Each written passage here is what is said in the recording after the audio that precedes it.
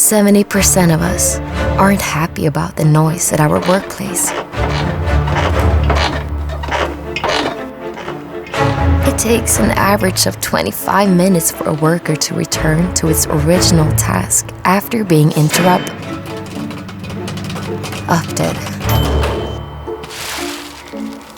And it takes another 8 minutes to reach the same level of concentration.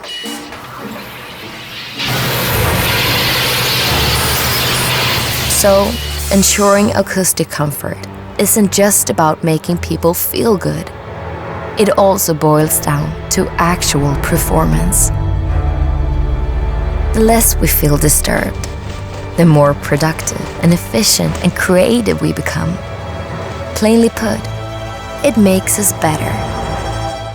We need to let a little nature in. We need to learn from nature and the way our hearing has evolved throughout hundreds of thousands of years. We need to reduce cognitive stress and improve focus, memory, and decision-making. We just need to make a sound effect on people.